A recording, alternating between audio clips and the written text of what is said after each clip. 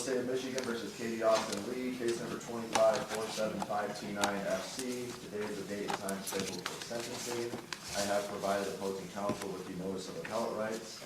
I will also state for the record that Matthew Pikaart, the victim's father, is present in the courtroom with some other family members. I confirmed with him that he does not wish to make a statement to the court regarding the sentence, but of course he's in the courtroom listening to the sentence. Thank you, Your Honor. I have reviewed the pre-sentence investigation report with Ms. Lee. We do have a couple corrections in additions to make to the report. As far as the SSIR, Your Honor, PRV 4 is currently scored at 2 points. We believe that should be at 0 points. If correctly scored, the total PRV should be 25 points. No objection.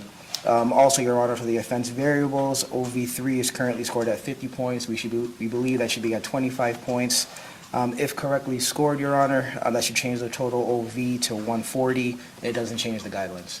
No objection. I made both those changes.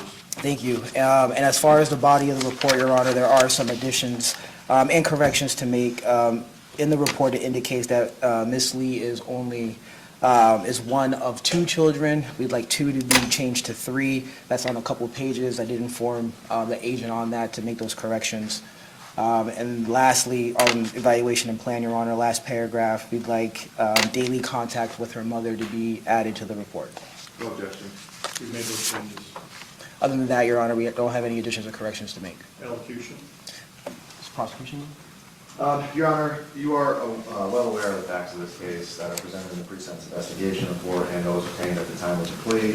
The plea agreement does involve a sentence agreement of a minimum of 60 years in the Department of Corrections with a maximum of 90 years on counts 1 and 3. The people ask the court to follow that agreement. Your Honor, as far as the defense team here, our office has gotten to know Ms. Lee here for over the last year. And one thing that she has made very abundantly clear was her love for her son, Austin.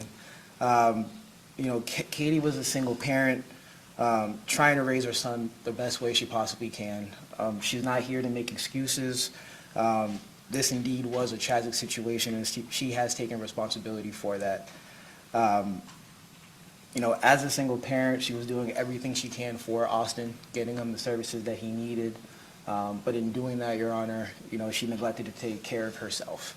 So through that, with the combination of ignoring her mental health, being isolated from her friends, her family, and society, being cooped up in her apartment with her son once COVID hit, not leaving, and then going down, the multiple rhetorics online and what social media did, this is where we are today. Getting to know Katie, it has taught me a lot of things. Always check in with your loved ones, prioritize your mental health, and that's what I take from Katie over the past year meeting with her. Ms. Lee, have you had an adequate opportunity to read and review the pre-sentence report? I have. Any additions or corrections to make besides the ones that your attorney's already made? No. Anything that you would like to say before sentence is imposed? Yes. Go ahead. How does someone start something so important when words can only convey so much? I decided on where it means the most to me. My love for Austin. I love him with all that I am. It's endless and my heart is broken. It was just us for 18 years, and through it all, he's my baby, my rock, and my purpose. I fought as hard as I knew how for him to be included. There was never supposed to be a world where I am in it, but he is not, and I am so lost without him. I've thought about writing the statement for a year now, and all words fall short. I would like to apologize to the first responders who had to process that night, and the ones I held the knife up to. I'm sorry. It was unfair of me to put you in that position. I'm sorry to the detectives for the unanswered questions, and to the hospital staff for being so angry. You saved my life. I'm sorry to the prosecutor for having to fight on Austin's behalf, and to the defense team for the hard talks and the tears over the year. To the community I had a ripple effect out to, I never imagined it would hurt. The hurt would spread so far. To Matt, for taking him before you were able to fix your relationship. mostly to our friends and family, and the friends that are family. I'm sorry for blindsiding you with such heartache. I can only begin to imagine what this has put you all through. I know there are no magical words to make it better. I've started 100 letters trying to, but it never seems right. I guess because nothing will be right again. At the time, I was too sick to see past our own pain and fear to grasp how much it would hurt the ones we love the most. Being suicidal is really good at that. Because of my health, the shame, and the paranoia, there was so much I wasn't telling anyone. Out of fear of losing Austin, and I see now that would have been best, but I didn't think anybody would ever love or understand the way I could.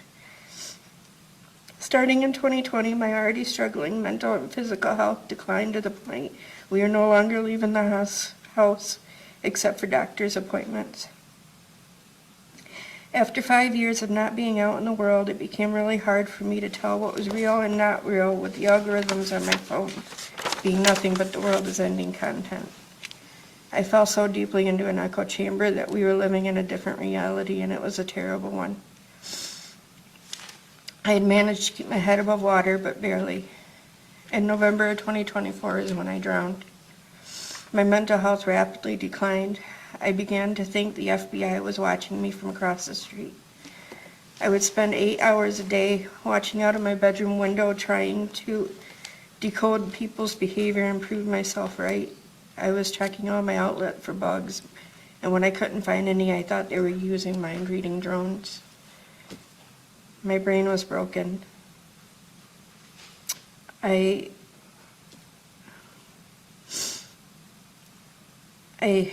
came what I think was a jumping off point.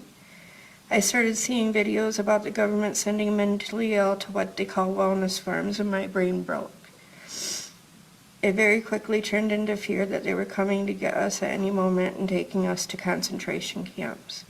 All of this on top of my already declining physical health, my increasing chronic pain, I no longer knew how to protect Austin.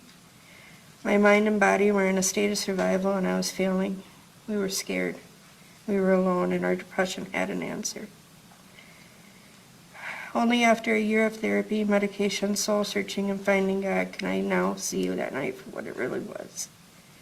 I now see the influence I had on his decision-making, and it haunts my every waking moment. I never intended for him to suffer in any way. In my broken thinking, I was saving him from it. Every day, every thought, every nightmare, every flashback, every moment without him, I'll forever be punished. But I know that's not enough. I will spend the rest of my life in prison trying to process what I could have done differently and how I could have reached out. And continuing to speak out about the warning signs that I so clearly see now, looking back. Now for me, the only thing scarier than life in prison is life without Austin. And I'm so sorry I gave everybody that sentence. Thank you. Does that conclude your comments? Yes. Thank you. Your comments are very appropriate. You recognize what you did. And by taking responsibility, you have spared the first responders from living a horrific scene, and you spared jurors from witnessing photographs or images of what must have been a very horrific scene. Because in reviewing just the pre-sentence investigation report, just reading it, the narrative was difficult because it was horrific. And frankly, the acts that you committed on that date were nothing less than pure evil. It is the sentence of this court on counts 1 and 3 that you be turned over to the Michigan Department of Corrections for a minimum of 720 months, that's 60 years, and a maximum of 1,080 months, that's 90 years. You have credit for 332 days. As pertains to count 2, the resisting and obstructing police officer charge, it is the sentence of this court that you be turned over to the MDOC for a minimum of 16 months and a maximum of 24 months. You have credit for 332 days as well. By law, these must be concurrent. You must pay state cause crime victim costs and DNA fees that are required by statute. These are final sentences. You may file an application at the Court of Appeals regarding your conviction and sentence. If you are unable to hire an attorney, this court will appoint one to represent you at public expense. You need to fill out the paperwork you've been provided and return it within 42 days. That is all. Thank you, Your Honor. Initial rate, yeah. You reach that?